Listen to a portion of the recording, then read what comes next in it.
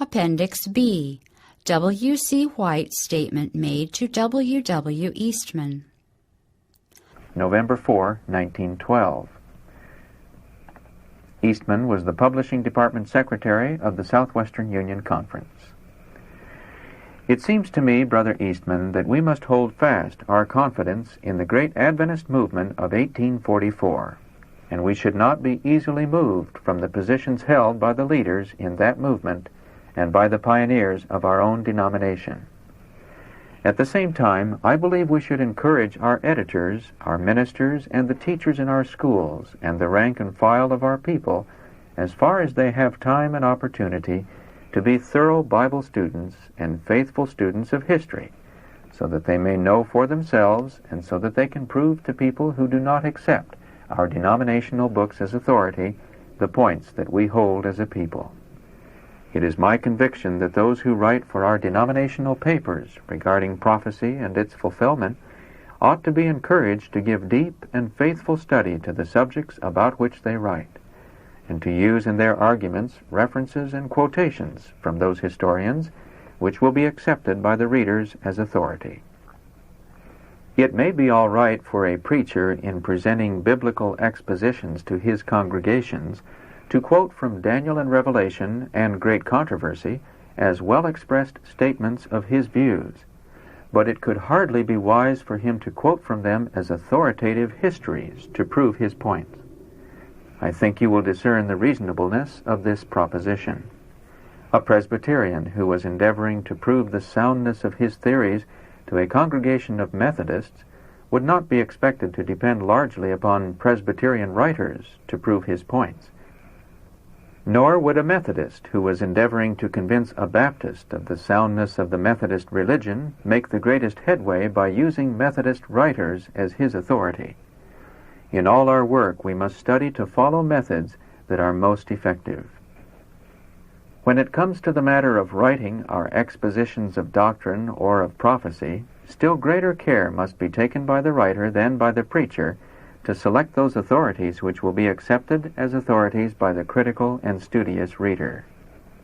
If I understand the matter correctly, Brother Blank has been writing articles on prophecy and its fulfillment, in which he uses Daniel and Revelation and Great Controversy as authority to prove his points. This I should consider to be a very poor policy. Some readers will accept it as establishing the truth. Some readers will accept it as true while questioning the authority. With others, the use of these denominational books in such a way will constitute a challenge for them to endeavor to prove that there are errors in the books thus used as authority. Will it not be better for all classes if in our sermons and articles we prove our points by references to authorities that are generally accepted? Ellen G. White Writings on History. Regarding Mother's writings and their use as authority on points of history and chronology, Mother has never wished our brethren to treat them as authority regarding the details of history or historical dates.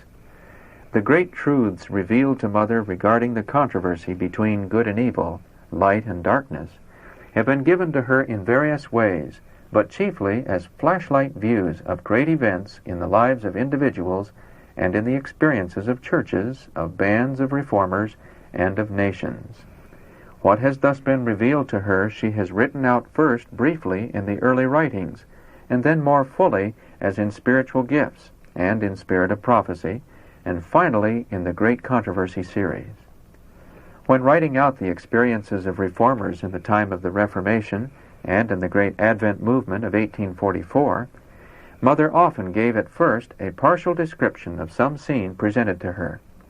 Later on she would write it out more fully, and again still more fully. I have known her to write upon one subject 4 or 5 times, and then mourn because she could not command language to describe the matter more perfectly. When writing out the chapters for Great Controversy, she sometimes gave a partial description of an important historical event, and when her copyist, who was preparing the manuscripts for the printer, made inquiry regarding time and place, Mother would say that those things are recorded by conscientious historians. Let the dates used by those historians be inserted. At other times, in writing out what has been presented to her, Mother found such perfect descriptions of events and presentations of facts and of doctrines written out in our denominational books that she copied the words of those authorities. When controversy was written, Mother never thought that the readers would take it as authority on historical dates or use it to settle controversy regarding details of history, and she does not now feel that it should be used in that way. Mother regards with great respect the work of those faithful historians who devoted years of time to the study of God's great plan as presented in prophecy, and the outworking of that plan as recorded in history. In past years, whenever definite proof has been found that the writers of our Adventist literature had come short of finding the exact proof regarding details, Mother has taken her position in favor of correcting those things that were clearly found to be in error. When she was consulted about the efforts that were being made to revise and correct the good book Daniel and Revelation, she has always opposed making many changes and has always favored correcting those things that were plainly shown to be incorrect. Chronology. It seems to me there is danger of placing altogether too much stress upon chronology. If it had been essential to the salvation of man that he should have a clear and harmonious understanding of the chronology of the world, the Lord would not have permitted the disagreements and discrepancies which we find in the writings of the Bible historians. And it seems to me that in these last days there ought not be so much controversy regarding dates. For myself, I will say this. The more I study the experience of the Adventist people, the more I feel to honor and praise and magnify the wisdom of God of heaven, who gave to a plain man like William Miller an understanding of the great truths of the prophecies. It is evident to anyone who will study his explanation of the prophecy that while he had the truth regarding the principal features, that he adopted at first many inaccurate and incorrect interpretations regarding details.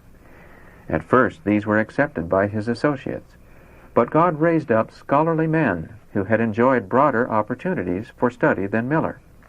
And these men, by their study of the prophecies and history, found the truth regarding many points in which Miller's exposition was incorrect. One who studies this experience from the standpoint of faith in that great Advent movement, as presented in Daniel and Revelation and in great controversy, cannot fail to rejoice in the goodness of God as they see how he brought in truth and light through the study of many men. And it seems to me that we who love the work that was built upon that foundation ought to treat very kindly, very considerately, very reverently the work which God helped Miller to do. Make only modest claims.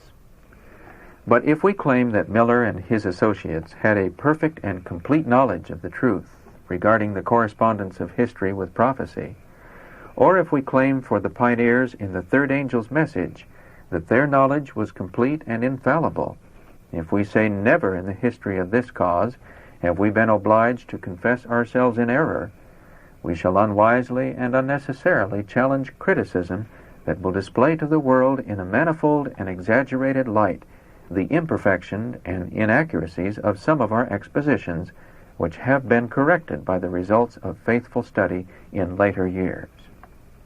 It seems to me, Brother Eastman, that there is great possibility of our weakening our influence by closing our eyes to the fact that we are all as little children learning from day to day from the great teacher, and that it is our privilege to advance in knowledge and understanding. It seems to me that it is much wiser for us to convince the world that God has been leading us, and that he is leading us by presenting from time to time unanswerable evidences regarding the soundness of our position by a clear presentation of the correspondence of prophecy and history through the use of historical data which the world cannot question, than by any efforts that we shall make to prove that the positions we held last year, or 10 years ago, or 20 years ago, or 30 years ago, were infallible and unchangeable. Regarding Mother's writings, I have overwhelming evidence and conviction that they are the description and delineation of what God has revealed to her in vision, and where she has followed the description of historians or the exposition of Adventist writers, I believe that God has given her discernment to use that which is correct and in harmony with truth regarding all matters essential to salvation. If it should be found by faithful study that she has followed some expositions of prophecy which in some detail regarding dates we cannot harmonize with our understanding of secular history, it does not influence my confidence in her writings as a whole any more than my confidence in the Bible is influenced by the fact that I cannot harmonize many of the statements regarding chronology.